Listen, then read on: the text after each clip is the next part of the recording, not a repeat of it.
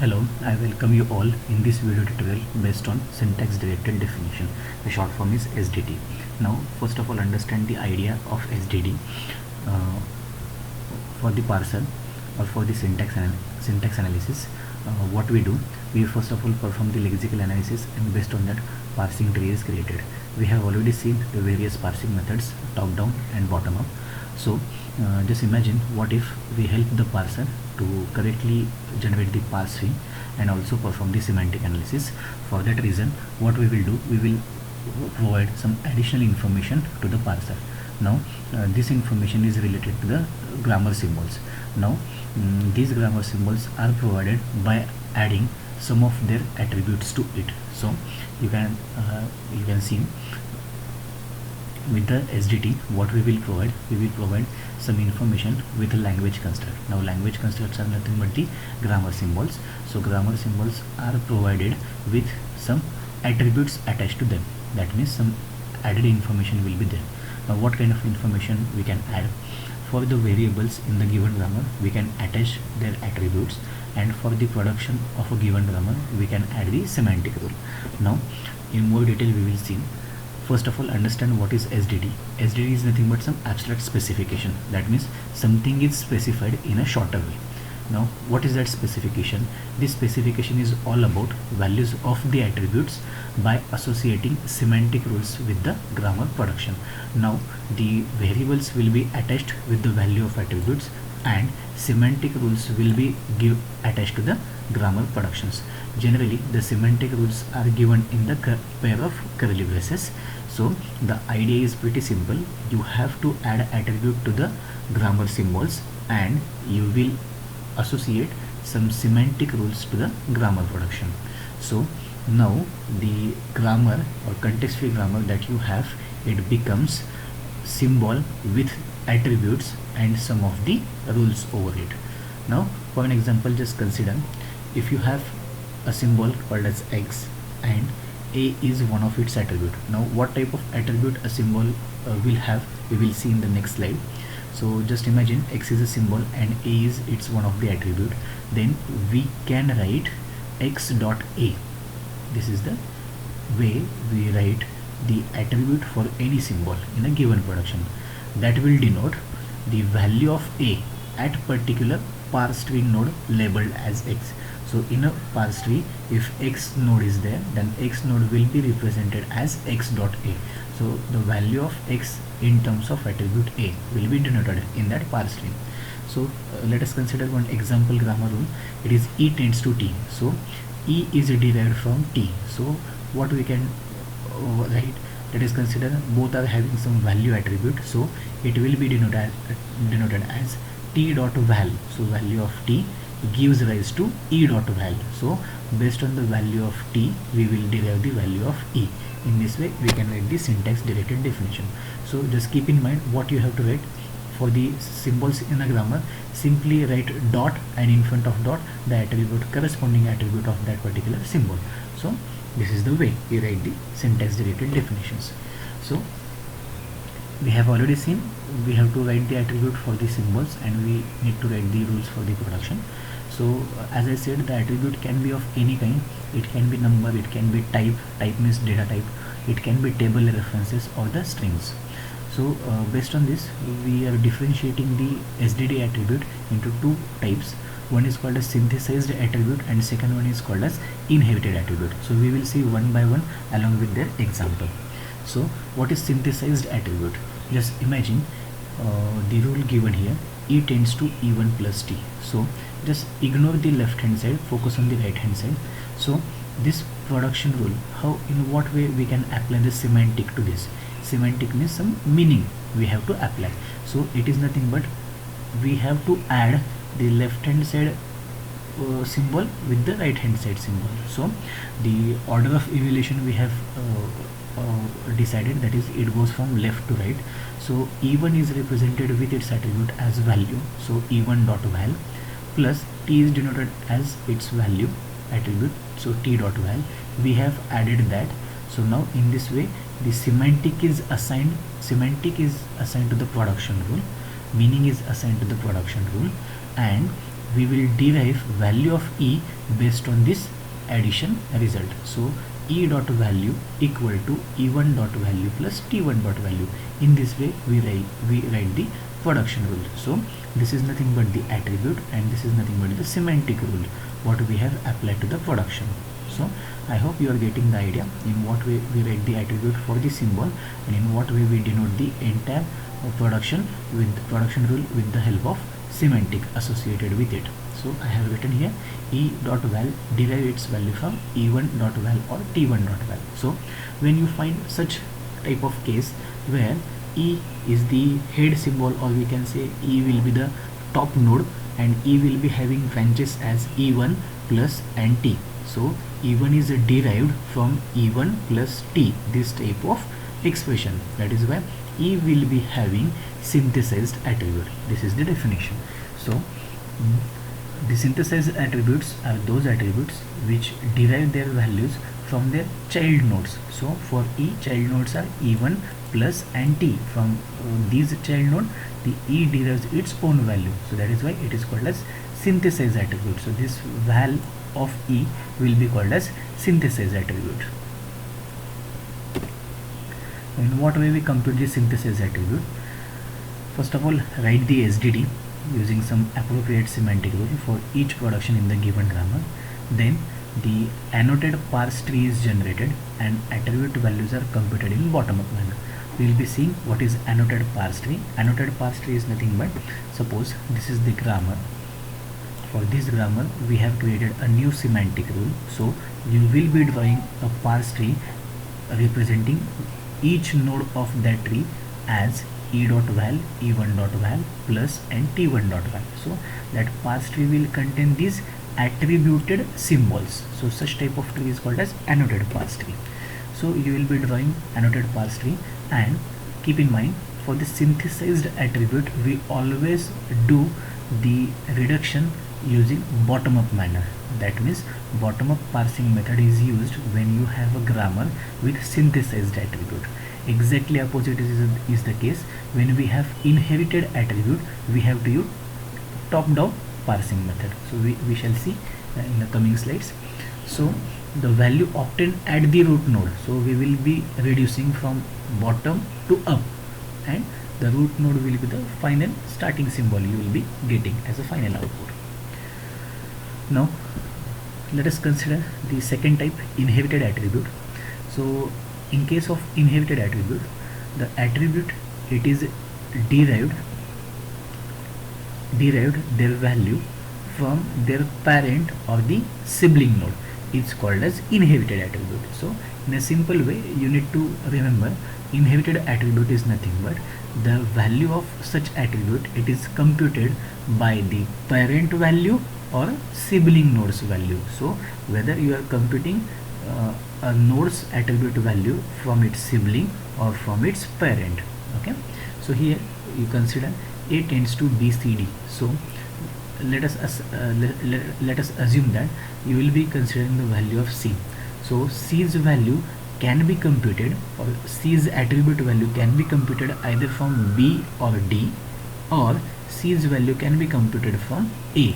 This is the meaning of inherited attribute. In that case we can say that the attribute of C is nothing but inherited attribute. Here you can see the what semantic rule says that C has inherited attribute from A inherited attribute. So from A is also inheriting its attribute from its parent basically.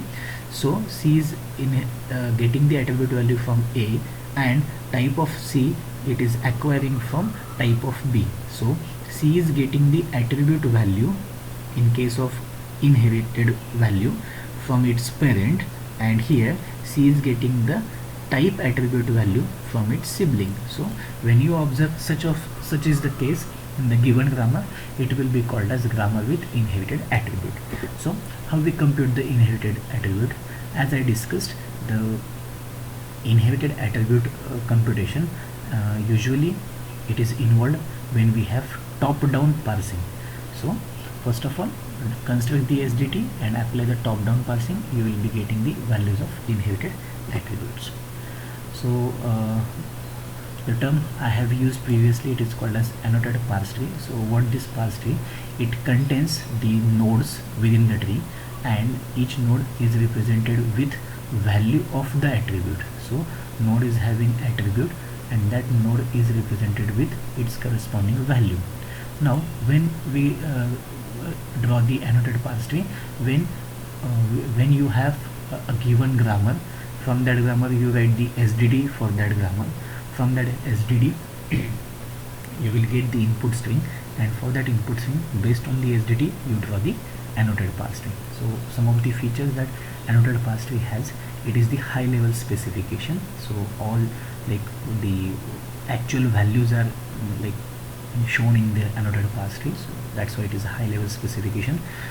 In what way these values are coming in the parse tree, not at all like it is shown, so implementation details are hidden, and explicit order of evaluation is not specified. So in what way the like each branch or a node is computed, it is not given. So we shall have the other methods where this can be improved. Now let us consider the example. We will draw the SDD for synthesized attribute grammar.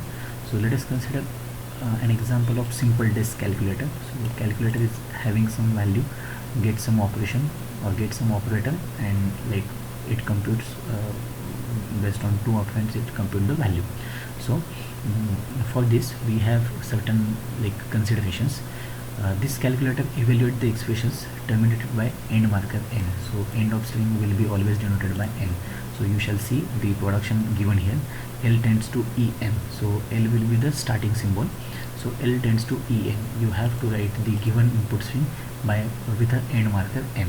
So for this production, what semantic rule we can have? So now you shall understand how we have the production, like grammar is given in such a way that, and the semantic rules are given in this way. So within the semantic rule we have these attributes. So L is derived from E. So L value is the attribute of L, it is derived from E. Similarly for second rule, second production, we have E1 plus T. So E val derived from E1 val plus T val, and same is the case for all. So each of the non-terminals, so L, E, T, F, has a single synthesized attribute called as val. So val will be the synthesized attribute. Why it is called a synthesized attribute? Just because the left hand side symbols attribute, that is value, it is derived from right hand side. So E derives the its attribute value from its child node, that is E1 and T. So here E derives value from T, T derives value from T1 and F, and so on. That is why this val attribute is nothing but the synthesized attribute. At last you can observe we have F tends to digit grammar. So the digit is the terminal symbol only in the given grammar. This digit symbol is also having the attribute, and this attribute is synthesized attribute. The synthesized attribute that digit symbol is having is denoted as lex val. So what is lex val? Because we are inputting the value, so lexical analyzer is getting the value, and like it provide that value in the form of digit. That is why this lex val attribute is nothing but the integer value denoted by or returned by basically lexical analyzer, and it is represented by digit. So what we are entering in a calculator, we are entering the digit. So we will be starting from this particular symbol, and we will be evaluating the L. So it goes in bottom up manner as I discussed earlier. So let us understand the production one. So L tends to En, it set value L val to E val, and it is nothing but the what we can say the ultimate value or ultimate output that we are going to have. In a production 2, it tends to E1 plus T. So it is the rule where we compute the value attribute for E, which is nothing but sum of value attribute of E1 plus value attribute of T. In the production 2, it is E tends to T. So a single rule where T val is assigned to E val. For the production 4, it is the multiplication and the value of T1 dot val multiplied with F dot val assigned to T. 5, 6 are similar assignment. 6 is also F tends to E. And at last F derives digit. So value of digit, that is lex val of digit, that is numerical value of digit, it is given by the lexical analyzer basically. Now let us consider we have certain production and we have their semantic rules. The input string given to you is 3 into 5 plus 4 and end marker is n. So E is nothing but this 3 star 5 plus 4 n. So you have an input string. So let us consider what result it is producing. It is nothing but 19, I guess. 3 into 5, 15 plus 4, 19. So my value of L will be the 19. So we are getting the ultimate result. We shall compare whether we are getting 19 result or not, and in this in what way this 3 multiplication 5 plus 4 it gets reduced, so that we shall come from input string to the final starting symbol. So the values of lex val, that is 3 star 5 plus 4, are presumed supplied by the lexical analyzer. So lexical analyzer basically providing the digit values, that is 3, 5 and 4 values supplied by the lexical analyzer. This is the assumption, and each of the node for non-terminal has attribute value computed in bottom up order. So since we are seeing SDD for the synthesize attribute, so the node value, so how E is derived, E will be derived in a bottom up order, this LE will be derived in a bottom up order. So always we are following the bottom up order method. So just imagine, let us start. So first of all, what you have to do, you have to draw the parse tree based on the semantic rules. So based on the semantic rules, it is same. Starting with the first production, L tends to E. So L tends to E. E is deriving E1 plus T. So E is deriving E1 plus T. E tends to T. So E tends to T. Next is T tends to T1 plus F. So T tends to T1 plus T tends to T1 multiplication F. T tends to F. So T tends to F. F tends to E. So F tends to E, and last F tends to digit. So F tends to digit, F tends to digit, and F tends to digit. So in this way all the productions are given in this particular annotated parse tree. This is called as annotated parse tree. Since we haven't added the attribute value in this parse tree, so it is not a completed one. When you write the value, it becomes the annotated parse tree. So first of all, the first value that you are entering will be 3. So I am entering the 3 value as a 3. So digit dot lex val equal to 3. So value is added as 3. So this 3 value, so when I add this 3 value, it is supplied to F dot value. So now F dot value is nothing but the 3. So this F dot value is assigned to E. So ultimately we get the value of E over here. So 3 value of F can be, value of digit is assigned to F value, and value of F, that is F value, is assigned to T. So digit dot lex val as a 3 assigned to F value, digit dot lex val equal to 3 assigned to F value, and this F value is assigned to T as per the production rule number 5. So T value gets the value as 3. Next coming is star. So multiplication is there. Now next digit that you are going to enter is 5. So again 5 is entered, and value of 5, see, digit dot lex val 5 is assigned to F value. So F value is assigned, and the production reduced to this now. T tends to T star F. So T tends to T star F. So T values already we obtained as a 3 multiplied by F value we obtained currently as a 5. So the T star F, that is T value into F value, so 3 into 5, this production gets reduced. Now this is the property of bottom up parsing.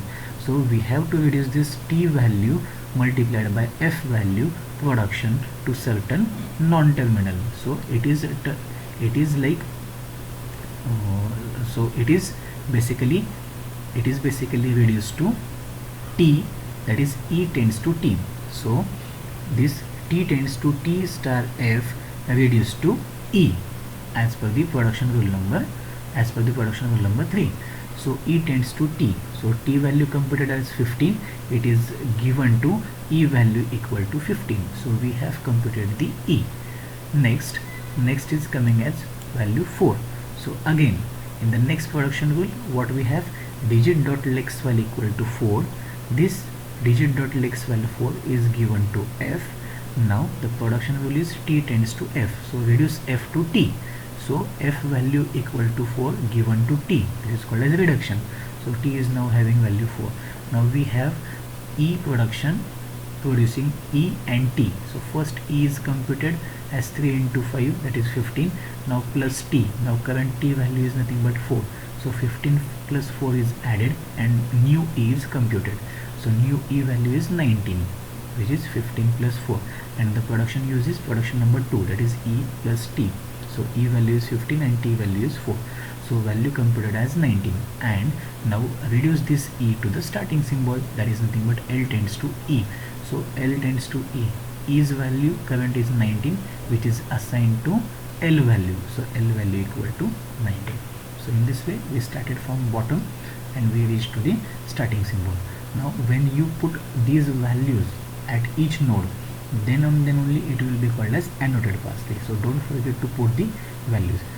I repeat the steps. First of all, you have the production. After the production, you get that production converted into the semantic rules. Now based on semantic rule, you first of all draw the parse tree, and based on parse tree, like get the input string and just start reducing that input string. So just reduce the input string and just put the input string symbol values. So input string values 3, 5, 4. You have to put this value as appropriate places, and the intermediate node result has to be computed and write that value as well. So E dot value attribute of E contains value 15. Value attribute of T contains value 15. That we are denoting with the help of annotated parse-tree. So just don't forget to write the computed value for the current attribute of a symbol. So that is the definition of annotated parse-tree. So in this way we denoted the given grammar with the help of its SDD as well as annotated parse-tree. Now we shall see the SDD for the inherited attribute grammar. So for that, just consider the given grammar. Its S tends to TL, T tends to int, T tends to float, T tends to double, L tends to L1, ID, and L tends to ID. Here now we shall see that this T is nothing but the type, what type of IDs or variables we are going to have, and the T types are nothing but int, float, double. So you can observe the grammar or the input can be like int and the identifier, or float and the identifier, double and the identifier. So it could be int A or float B or double C and so on. In this way we can have the multiple identifier. Or this L could be list also, so where multiple identifiers are there. That means int A, B, C and semicolon, or float F1, F2, F3 and so on, or double D1, D2 and D3 and so on. So in this way we can have multiple variables, a list of variables as well, or we can have the individual types of variables. Now for this type of grammar we will be using the input string as a declaration statement. So you can observe input string given as int A, C. This is simple declaration statement where two identifiers, that is A and C, are declared and their type is integer.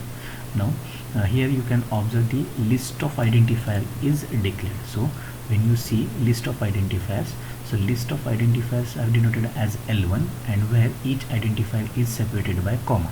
This is the meaning of the production. I repeat, this particular declaration statement, considering it for this production rule, L tends to L1, ID. It is nothing but list of identifiers and each identifier is separated by comma. So we will see in what way semantic rules are applied. So here S tends to TL. So Now this can be like this production can be converted into semantic rule as the L is nothing but the what we can say identifier. L derives identifier, so L is identifier, so the identifier is not going alone, so attribute of L, it is derived from attribute value of T, and T is nothing but the type. So T dot type gives attribute value of L, so L dot in, that is nothing but inherited, so L has inherited attribute based on type T. So and type T can be int, float and variable. So L is nothing but identifier.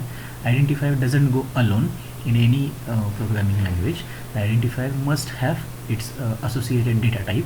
So the any attribute value of L, it is derived from its type, that is any identifier its attribute value, it is derived from its data type. So that is why L dot in is equal to T dot type, and T dot type can be int, T dot type can be float and T dot type can be double. Now let us consider the next production, L tends to L1 comma ID. So here you have to write in a special way. First of all, we have to write enter type, or you can write add type. Okay, there are two ways. You can write enter type or add type. Now we have to add this entry into the L, so that is why add type or enter type id dot entry, just enter this id, so id dot entry comma L inherited. So we will be adding id, or id will be getting its value based on L, and L will be getting its value based on T. So simply add identifier into the L, and for this, for the entire list of identifier, you can get type from L dot in. So just because when we have list of identifiers, simply we need the data type at the beginning, and with a comma separated identifier we can assign data type to each identifier. So that is why L dot in, where we will get a type that can be assigned to the list of identifiers. Okay, this is the meaning. And lastly, L tends to ID, it is similar to the above production rule. So simply write add type or enter type, then id dot entry comma L dot in, that is L inherited in a L. So in this way the productions get converted into the semantic rules or semantic actions. Now we will see in what way the annotated parse tree can be generated for this. The input string is int a comma c. Now as I said, inherited attribute, it always goes in top down manner. Okay, so top down manner or top down parsing is applied, or we shall say it is nothing but the pre-order traversal. So let us see, S tends to TL, so S is there and S tends to TL. So S has child nodes as T and L. T is denoted as any type, so in a given input string it is int, so T is represented as T dot type with its value equal to int. So T has attribute type and its that attribute value is int. On the right hand side we have L, so L is inherited attribute, and what attribute it will inherit? It will inherit the attribute which is given by T dot type. Okay, because of this rule, L will inherit an attribute based on its sibling T. So L is inheriting, or L is getting the value of its sibling. So what its sibling has the value? Its sibling, that is T, has value equal to int. So L has inherited value equal to int. This is the meaning. So this is how you can imagine the inherited attribute. So L has inherited the value from its sibling, that is nothing but int. Now T dot type equal to int, and T the value will be equal to int. So it is represented like this. So next the input int goes here. Now L dot in equal to int. Next is int is defined a comma c, we have to parse. So L derives the identifier. So identifier will be A. We have to add that entry. Now how we can add the entry? This is the list of identifier. You can observe this is the list of identifier. So first of all, for L1 we have to write the ln. So ln is nothing but the integer, so we have written the ln just because we have list of identifiers, that is why we have used L1. So L1 dot in, so L1 dot in is nothing but ln, so we have written the ln. Ln is nothing but the int, so this node derives the value from its parent. Ln dot int derives the value from its parent. Okay, so ln equal to int. Then next is what? A. We have to parse A. A is nothing but the L, so L derives the ID, so L derives the ID. So now A is of type int. Next comes the comma, so comma will be there, and last one is C. Now this C is deriving the value, or C is of type L dot in comma int. It will be list of identifiers int A comma C. So in this way, the list of identifier get all the list of identifier get the same data type, that is integer. So value of L is obtained from T type, that is its sibling. So L value it has obtained from its sibling, that is T type.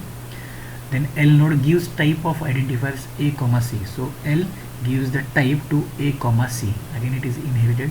So the computation of type is done in top down manner. So we have started from top to down, or pre-order manner, using function enter type or add type. The type of identifier A and C, it is inserted into the symbol table at the corresponding entry id dot entry. So id dot entry will be A comma C, and their type will be ln. So ln is nothing but ln has the value similar to the T type, that is integer. So in this way we can generate the inherited parse tree for anything.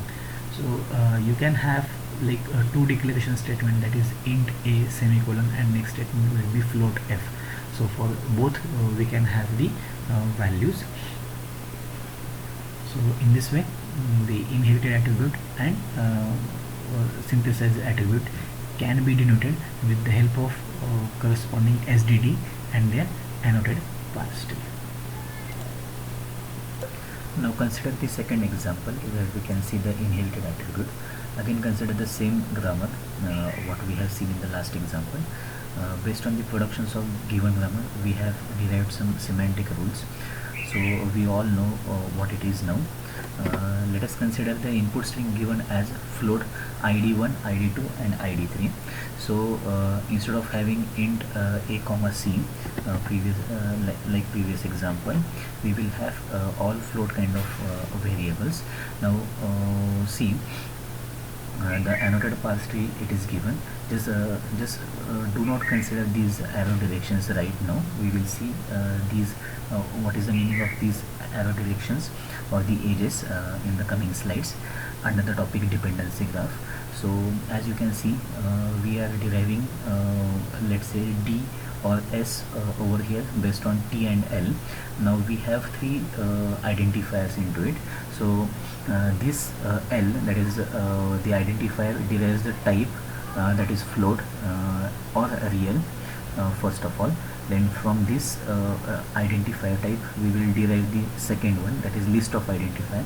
Now this list of identifier will be like inherited in the last level where ID will be derived. So ID1 for this production, ID1 will be there, declaration part, then it is reduced to L, then the second, then the at this particular node the second ID will be entered, and both are separated by the comma, and at this particular node L third ID will be entered and reduced, and all these identifiers are like separated with the comma. So in this way we can have the annotated tree for the inherited attributes. Now the next point is how we can decide the evaluation order for the given SDD. Now evaluation order means like it is based on the attribute values or available attributes, present attributes. So dependency graph is the tool that can be used to determine the evaluation order. Now what is the basic difference between annotated tree and dependency graph? In the annotated parse tree, we can have only values of the attributes, whereas the dependency graph will help us to determine how those values can be computed. That means you can see these directions, like in what way these values are computed. Now for this L, how or when, like example of synthesized attribute where the values are computed, so we can get to know based on the ages in what way the particular node gets the value, that is t value, L, E value, F value, how those values get computed with the help of dependency graph. So this graph structure depicts how the information among the attribute instances in a particular parse tree. So the information based on the attribute of a node can be denoted with the help of dependency graph. An age from one attribute instance to another means that value of the first is needed to compute the second. So as it is a graph type structure, so there will be edges. To be precise, we will have directed edges. So directed edges means what? From A to B means what? The value of first is needed to compute the second. So B needs the value of A first of all. So A to B arrow means B needs the value of A first. So B will be inherited from first one. And ages express constraint implied by the semantic rule. So that ages may deliver the whatever semantic rule or semantic action we want to imply between those two symbols. Then the first rule for the dependency graph is for each parse tree node, say it is labeled by X, the dependency graph has a node for each attribute associated with X. So whatever attribute X possesses, for those we will have the dependency graph. Then in the rule number 2, we will be focusing on synthesized attribute property. Suppose there is a semantic rule associated with some production P. That production P defines the synthesized attribute A dot B in terms of the value X dot C. So the rule may define A dot B in terms of other attribute in addition to X dot C. Then there is a age in the dependency graph from X dot C to A dot B. That means we will derive A dot B from X dot C. Okay, so A dot B will be the parent node and X dot C will be the child node. So from child to parent there will be an age. Okay, X is a child node, A is a parent node. We will draw an age from X to A, which indicates that A is derived from the child X. There can be other symbols as well. Let's say y X dot C plus Y dot D. That means A is derived from the addition of X plus Y. So from both these X and Y, we will be having an age towards the A. That means parent is derived from the child. This is the property of synthesized attribute, and this is how we can show synthesized attribute in the dependency graph. In the rule number 3, we are focusing on inherited attribute. So consider the same thing. Now production P is there that defines the value of inherited attribute, let's say B dot C, in terms of the value X dot A. Then there will be age from X dot A to B dot C. That means we will be having inherited attribute like B dot C. It is inherited from X dot A. X dot A can be parent or X dot A can be sibling. So when B dot C is inherited, from whom it is inherited from X. So X to B, that age will be there in the dependency graph. Let us consider this example production. E tends to E1 plus T. So E's value, E dot value equal to E1 dot value plus T dot value. This is simply synthesized attribute property. So you can observe in what way. So E's value is computed from E1 val and T val. So as we have seen the property number 2, so from both the symbols we will be giving an age. So is value will be derived from e1 val, or is value will be derived from t val, and here an expression that is e val plus t val will derive the e val. So in this way we write the production in terms of dependency graph. So the explanation is given in this. As a part of convention, the parse tree edges, so existing parse tree edges will be shown with the dotted lines, whereas the dependency graph edges are denoted with the solid lines. Another example of dependency graph, we have already seen this for the float id1, id2 and id3. There will be inherited attributes. So here, if you remember, this L is inherited from type T. So L is the identifier which will inherit the property of its sibling called as T. So T has the attribute nothing but the real. So this property is inherited by L. So we have shown an arrow from T to L. That is why L has inherited this property. Now in this case, this L has inherited the property from its parent. So arrow is like this. The last L, that is for the id1, it has inherited property from its parent. So we have shown direction in this way, and as you can see the numbers over here, number shows in what way, in what order the actual evaluation will take place. Okay, so first id will be entered, then comma, then second id will be entered, then third id will be entered, and after that we will be having the data type for all the identifiers, that is the type, whatever type is, let us say it is a float. So this operation will be performed first, then for the second first identifier, then second identifier, and at last for the third identifier. In this way order of evaluation will be there in the dependency graph.